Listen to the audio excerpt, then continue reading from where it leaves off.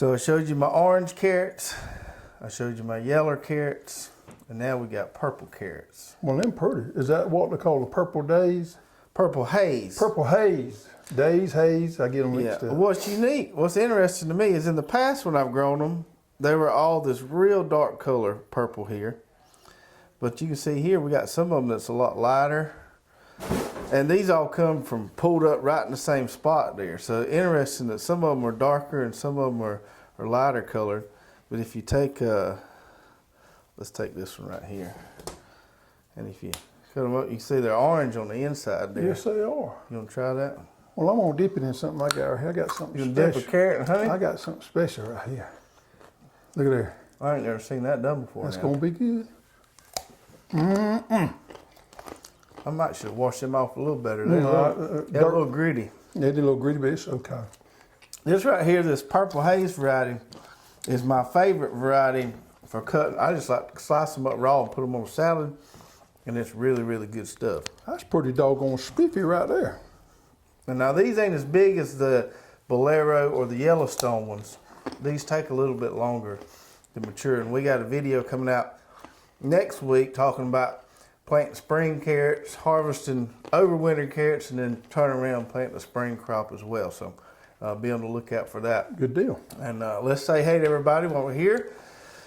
Good evening, everyone, and welcome to the Row by Row Garden Show. I'm Travis. And I'm Greg. And we're super excited to have you with us tonight. We got a great show planned. We got a special guest coming up in a minute that everybody's going to really like, talking about pollinators, bees, and how they can help your garden. And we'll do a little show and tell, talk about our garden. And if you have any questions during the show, as always, put those in the comments below. We'll be glad to get to them on next week's show. So, how is that? That good? That's good. You want to dip you some in there? I need to wipe mine off a little bit. It ain't gonna hurt you. Who knew we got something we started new here Starting new. called honey carrots? Honey carrots. That's pretty good. Yep. That's some good Of course, honey. I like honey, yeah. It's been dry around here. It's been a little bit dry. I'm irrigating as we speak. Been having to run the water a little bit. I got a lot of things going on in the garden. My pole beans is up, my rattlesnake pole beans. Got my tomatoes planted, got my squash, cucumbers up, my potatoes are kicking along. Man, I got a lot going on. It's that time. Yeah, and I know you don't subscribe to my theory using the drip tape on the onions, but man, this time of year when it gets dry, Well, it sure enough makes it easy. on a wet year, you can get by, but I could have used it this year. And my taters, I've got the slowest growing taters I've ever seen. Yep. And I may have to give you a lesson on tater growing. And I don't know, just like you need a lesson on carrot growing, huh? Yeah. And but I made a little bit of a boo-boo with my new dream garden. You know, I've got those 6 subplots, and I planted my taters on one end because I thought it would be easier to plant everything kind of shifting going one direction. And I planted them in the hardest dirt that I got on that new configuration there. I really should have planted them on the other end where I'm going to plant my corn. So I got some nice soft dirt there. So, Yep. you know, taters like well-drained sandy soil. And They do. What I planted them in is quite the opposite. It's kind of rocky. Yep. Doesn't have good I tilts may have to yet. trade you taters for carrots this year. We might have to do some trading and swapping around taters for carrots.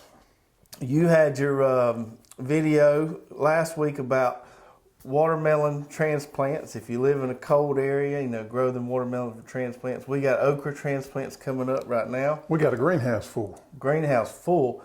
We got some cut flowers started. We'll do a show on cut flowers coming up. Yep. And we also have, you've got your corn planted, your Honey Select corn, and there'll be a video coming out tomorrow on that. So keep an eye on that. And just busy. Busy. It's that time of the year. Today was the first day of spring. No, today spring started, I guess is the best way to put it. What's the difference? I don't know. That's what all the news said. So it wouldn't make it the first day of spring? Yeah, I guess so. Okay, Yeah, I guess so. Yeah. So first day of You spring is you here. got me all confused up. Spring is here. Yeah. Spring is here. And we'll have to do some more shows on fruit trees coming up soon because I got mulberries that are about to be ready and lots of good stuff there. Enough about our gardens. Let's get into what we really going to talk about on today's show. Pollination. Pollination. Pollination is important. Beneficial insects are important. You got to have that pollination for a lot of crops out there. And we've got a special guest that's going to join us on today's show. We've got Gary with BE-LIEVE Honey is going to come in here, and that was some delicious honey they got That there. was some of his honey. And he's going to talk about pollinators, raising bees, which you've done a little bit of. I've done enough to be dangerous. Enough to be dangerous. It's not my expertise at all, so I'm going to step away, and I'm going to let Gary jump in here and take over, and really hope you enjoy it. And boom, just like that, we got Gary here. Gary is a full-time bee man. Yep. You make your living doing bees. That Yes, is what you do. Yes. So we wanted to talk about bees in the garden today because pollination is such important when people growing these cucumbers and squash and melons and gourds. Anytime I have somebody call in or ask me, say, man, I just had trouble with my squash and all that, the first thing that comes to mind is you had poor pollination. Yes. Pollination is about the most important thing to having a garden or any crop. Because if you don't have pollination, you can't produce fruit. You can't produce vegetables. So that squash plant has got a male and a female flower on it. Yeah. And that pollen has to be took from that male flower and transferred to that female flower for it to have a good fruit on there. Yes. Yes. So we're going to shoot up here a little picture here of what it looks like when you have poor pollination. The fruit will actually rot. It looks like blossom end rot, but it'll actually rot or either be distorted or it won't set fruit at all. That's right. That's right.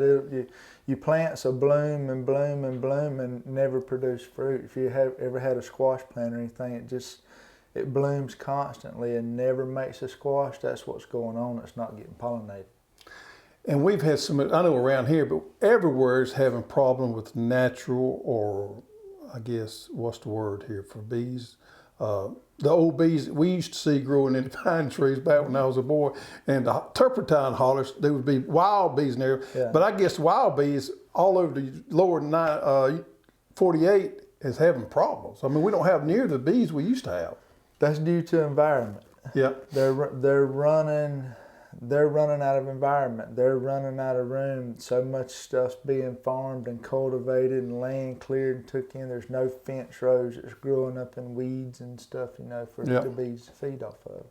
And chemicals too. And we got a lot more chemicals than we used to use. Yes. And a lot of people don't use them like they should. So that's caused a lot of our honeybee decline.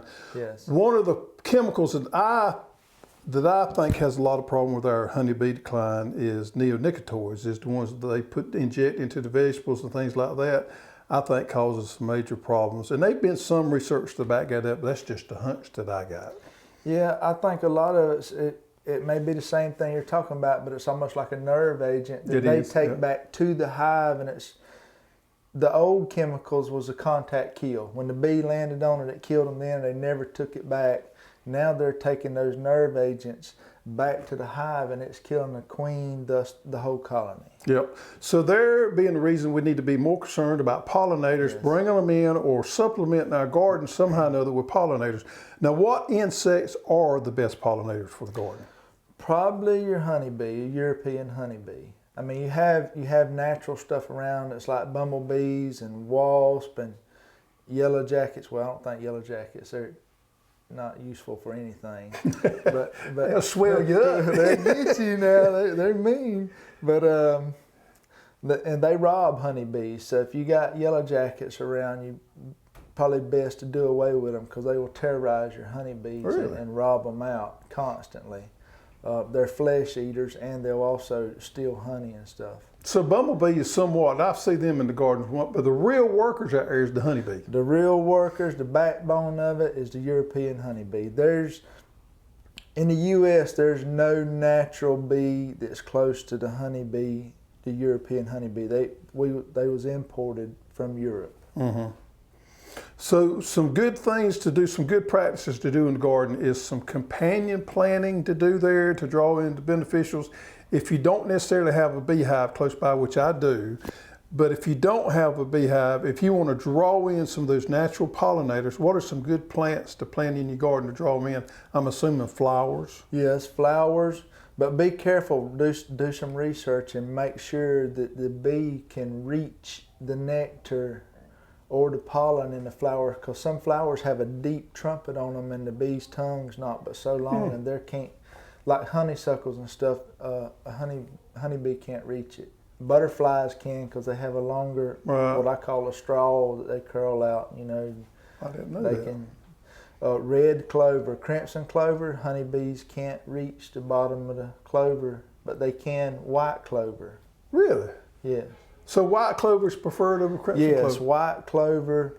I know crimson's cheaper, but white clover like Durana and stuff like that made by Pennington is a much better clover, because bees, it has a shorter trumpet on what I call a trumpet on the flower, and the bees can reach the nectar in the bottom of it. That's interesting.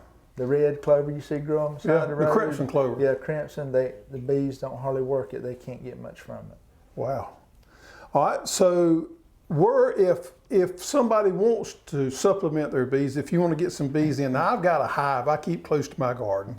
And I just called another hive the other day, a swarm. Old man Baker over there at Elton. Oh yeah, Old man Baker called me, and I went over and I got a swarm out of history. So I got 2 hives now, but I keep a hive here. So if somebody wants to supplement and get a hive of bees to keep close to their garden for pollination, which I think is a good thing to do, what is the best way to go about that? Well, they can purchase bees, but they need to do a little education and educate themselves before they buy bees. And we do that a lot when we sell bees to people. We kind of educate them on what they're getting into, on cost, and how to care for their bees and keep them alive. Yep. Now, there's a couple of different ways you can do it, and I'm going to reach over here and get this right here. There is packaged bees, which a lot of people sell, which I'm not a big fan of. Right. And there's also where you can buy what we call a nuke, which is N-U-C. Yes. And that's what this is. Yes. Now this is, in my opinion, this is the preferred way to go about it, is buying your nuke. Do you agree? Yes, I agree. Because you might want to turn it up so they can see the frames and stuff in there. This is a 5-frame, what we call a 5-frame nook of bees. I'm going to pull this out right here. And that's how big it would be. Yeah, that's a frame. And we make our own, well, we get wax left over from our bees when we have a colony to leave or something. We melt down and we reuse the wax and put it there and let them build their own comb. It's more of a natural way of keeping it. And bees don't like plastic, but they love that wax. So when you start out, if you bought you a nuke, what does the nuke normally run?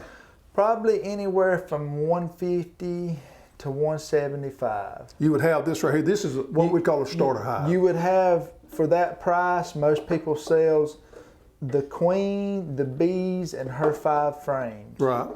Right there. The box would probably, a lot of times, would cost you extra. Yep. So I know some people sell them in a cardboard box. It looks just like this. Yes. And then you transfer them back over to a wooden box. And then you transfer them to a wooden box. But a lot of times, when you buy a nook like that, it's supposed to be full of bees. Mm-hmm.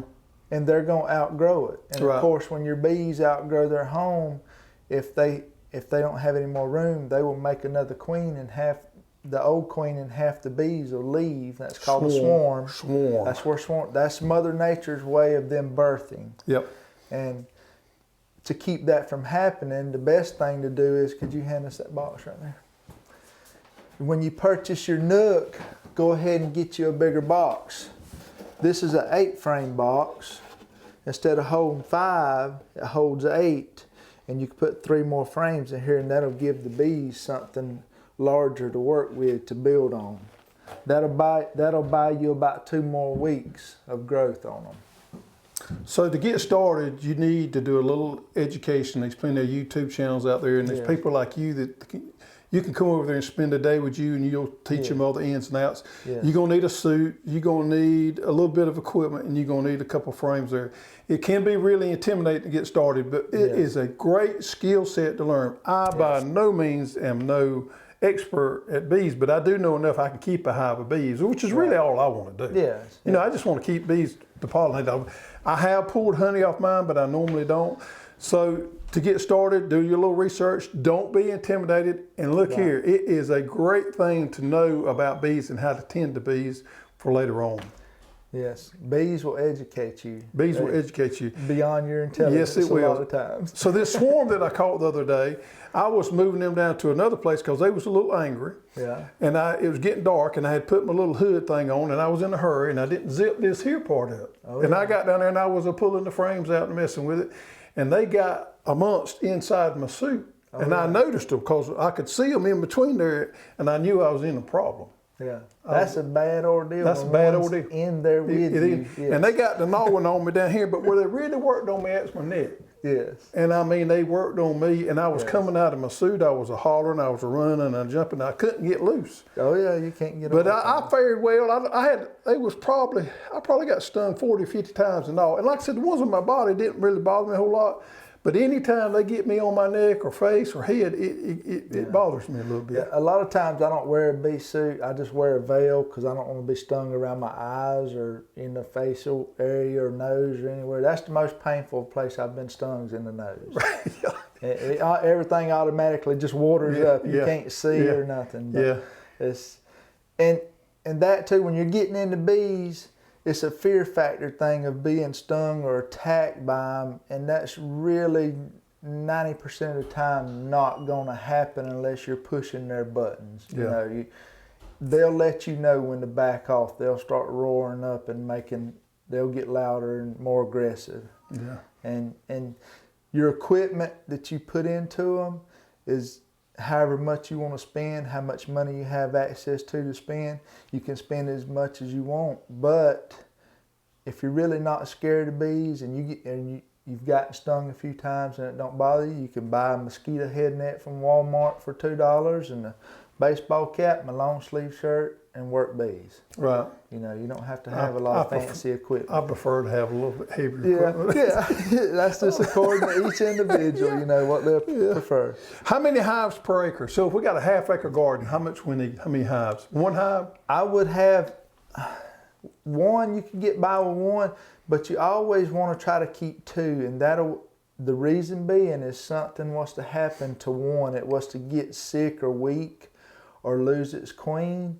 Then you have resources next door that you can pull from. Say you lose your queen and they didn't make another one, or something happened to her going out on her mating flight. You can pull more resources, more eggs and bees from next door and put in there with them and give them a second chance at life.